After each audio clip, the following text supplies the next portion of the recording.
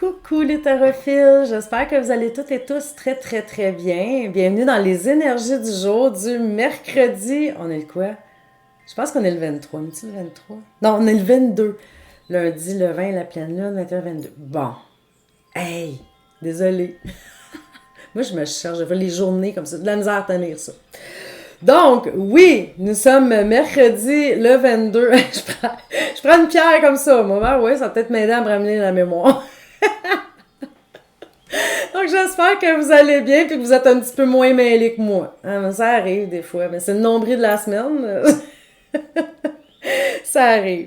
Là, quand vous avez vu le titre de la vidéo, sujet tabou, vous avez peut-être dit que je vais parler de quelque chose de full excitant. Pas tant. Ce que je voulais vous parler, c'est du deuil. Parce que j'ai utilisé le jeu de Sylvie Campeau, c'est un coffret d'accompagnement, La traversée du deuil. Je l'ai pas depuis longtemps, ce jeu-là, mais quand je l'ai vu, il m'a interpellée parce que, bon, la plupart d'entre vous savez que j'ai perdu mon fils unique lors d'un accident de la route. Il venait tout juste d'avoir 20 ans. C'est arrivé en 2013. Et je dois vous dire que on se remet pas vraiment tout à fait de ça. Jamais au complet. En tout cas, la perte d'un enfant, selon moi, on reste tout le temps un peu avec un trou dans le cœur, tu sais. Vous savez que je suis une personne extrêmement positive. J'aime la vie. Je suis heureuse.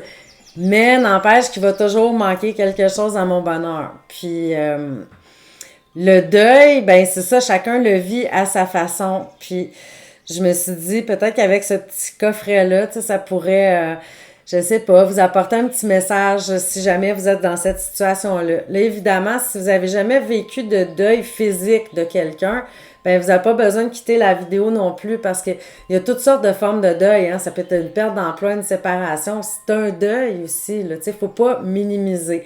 Alors, puis à ce sujet-là, ben je tenais à vous parler de ça. Moi, ce livre-là m'a beaucoup aidé. C'est Aimer, perdre et grandir de Jean Montbourquette. C'est un petit livre là, très très très simple, mais ô combien précieux. Vraiment, là, moi, il m'a beaucoup aidé. C'était souvent des choses qu'on sait déjà intérieurement, mais en même temps, c'est bon de se le rappeler. Tu sais, parce que quand on est dans le creux de vague, dans le fond du tunnel, là, puis qu'il y a un gros manque de la personne qu'on a perdue, puis qu'on a l'impression qu'on va se noyer dans notre peine, ben des fois, un petit coup de pouce comme ça, de sentir que on n'est pas les seuls à vivre ça, puis il y a des petits trucs là-dedans aussi, là, vraiment pour aider à traverser là, cette période extrêmement difficile. Donc, si vous traversez un deuil présentement, ben, je vous souhaite mes sympathies. Puis, ben, je vais vous donner un petit message qui va peut-être vous aider aussi dans cette période creuse. Donc, là, on va y aller en ordre, en choix 1, 2, 3. Je vais pas jouer avec vous aujourd'hui. C'est un sujet sérieux quand même, mais comme je vous dis, il ne faut pas perdre le sourire à travers tout ça. Donc, le choix numéro 1, je vais mettre mes lunettes. C'est le chagrin deviendra votre compagnon de route. Il nourrira cette partie de vous qui sait ce que signifie la compassion, la force et la profondeur, d'un auteur inconnu. Les illustrations sont vraiment jolies aussi. Là, sur toutes les cartes, il y a des magnifiques papillons. Papillons, souvent, hein, on dit que c'est des signes aussi de ceux qui nous ont quittés quand on voit des papillons. Donc, j'aime aussi la symbolique. Donc, le deuil nous change, nous transforme. On prend conscience de l'importance de la vie et de sa fragilité. Il ouvre notre cœur à la souffrance des autres. Nous y sommes plus sensibles.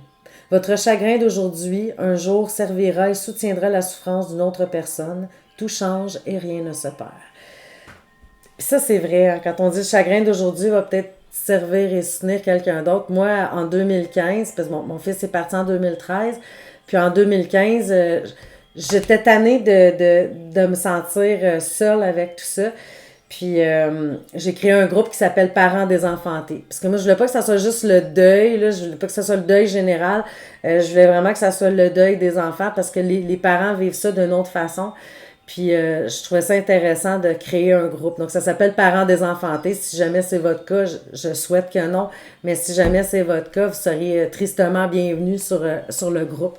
Donc vous pouvez aller voir là, sur Facebook, Parents désenfantés. Mais tout ça pour dire que ma peine, ma douleur, ben aujourd'hui, je peux aider à élever quelqu'un aussi qui vit la même chose, puis de lui montrer que, regarde, oui, t'as encore le droit d'être heureux, heureuse, puis oui, il y a un après quand même, tu sais. Parce que nous, on est encore en vie, fait qu'il faut continuer, tu sais. Alors, et on dit, tout change et rien ne se perd, donc je trouve ça beau. OK, maintenant, on va y aller avec les choix numéro 2.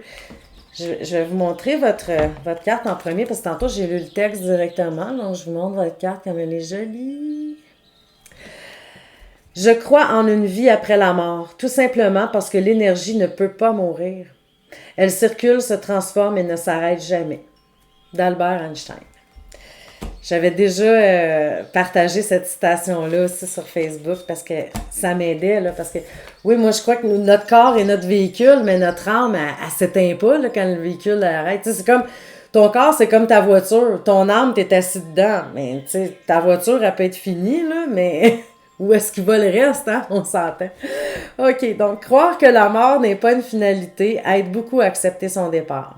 Comme l'explique Dr. Einstein et des centaines de scientifiques aujourd'hui, cette énergie ne peut pas mourir. L'être cher a changé de forme, mais son énergie reste toujours près de nous. Soyez attentifs aux signes. Ah, moi, j'en ai eu tellement plein de signes de mon fils. Je vous parlerai pas de ça là, parce que la vidéo se terminerait pas, mais ça fait chaud au cœur. On le sent quand le message est pour nous, puis que c'est un petit clin d'œil de nos défunts. Et maintenant, le choix numéro 3, c'est chaque deuil est unique. Prenez le temps nécessaire pour vous rétablir. Je vous montre votre carte. J'ai ma petite teinte vert pomme, là. Ça fait du bien. Petite carte tout en douceur. Puis je vais vous dire quelque chose aussi par rapport à ça. Donc, le niveau de souffrance vécu en traversant un deuil est toujours en lien direct avec l'attachement que l'on avait avec cette personne. Plus que j'avais un grand lien d'amour, et de proximité avec cette personne, et plus que le deuil sera long et difficile à surmonter. Ne vous comparez pas à une autre personne qui semblerait avoir traversé ce chemin plus rapidement que vous, car aucun deuil ne peut se comparer. Puis ça, là, c'est tellement vrai. Je peux pas vous dire, moi, le nombre de personnes qui me disaient... Les gens leur disaient, ben écoute, remonte la pente, là. Tu sais, un deuil, là, c'est supposé durer 1 an. Je sais pas où est-ce que ça... qu'il y a quelqu'un, à un moment donné, qui a décidé de mettre un délai là-dessus, là, puis c'est supposé d'être 1 an. Fait que là, la personne, c'est après 1 an, elle se sent encore mal, elle est presque comme coupable, voyons, je passe pas à autre chose, puis non, là, c'est normal. Tu sais, un deuil, là, ça se fait en dents de scie. Il y a des moments, ça va mieux, d'autres fois, c'est vraiment, on est complètement à terre, tu sais. Puis les journées qu'on va mieux, on se dit, ah ben finalement, je m'en sors. Puis là, après ça, il y a un petit creux de verre qui arrive, ah non, tu sais. Mais c'est ça. Mais tu vas voir qu'à la longue, les périodes creuses vont être de plus en plus courtes et plus espacées qu'au tout départ. Mais vas-y à ton rythme. Même si quelqu'un te dit, ben là, ça n'a pas de bon sens, passe à autre chose, regarde, c'est à mon rythme à moi que ça va se passer, là, tu sais. Puis, tu sais, même, je vous parle de ça, là, les deuils at large, là, tu sais, même des séparations, tu sais. Il y a du monde qui sont comme, ben voyons, comment ça je passe pas à d'autres choses? Hey, écoute, t'as été 4 ans avec, fin de 2 mois, vous êtes séparés, veux-tu te donner un break un peu? Exemple. Mais c'est parce qu'on est dans une société vraiment où il faudrait tout de suite reprendre les rênes puis être back on track, mais c'est pas comme ça que ça se passe, hein? On est humain, on n'est pas des petits robots. Donc respectez-vous là-dedans, puis prenez le temps que ça vous prend. Pour l'amour de Dieu. On peut pas... C'est pas un processus qu'on peut bousculer. Alors, mais si vous vivez un deuil, que c'est difficile pour vous en ce moment, dites-vous que ça va aller, ça va passer, tout finit par passer. Vous allez toujours vous rappeler de cette personne-là, vous allez toujours garder vos souvenirs.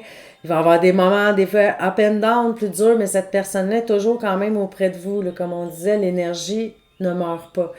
Alors, moi, je crois, non, c'est pas juste une croyance, c'est une certitude. Je suis certaine qu'un jour, on sera tous réunis. Alors, on respire, on reste calme, on vit qu'est-ce qu'on a à vivre. Si on pleure, on rit, on crie, c'est tout. Mais on vit qu'est-ce qu'on a à vivre. Alors, ben, je vous souhaite à toutes et à tous un merveilleux mercredi, tout en douceur, s'il vous plaît. Soyez doux envers vous-même. Alors, on se revoit demain. À bientôt.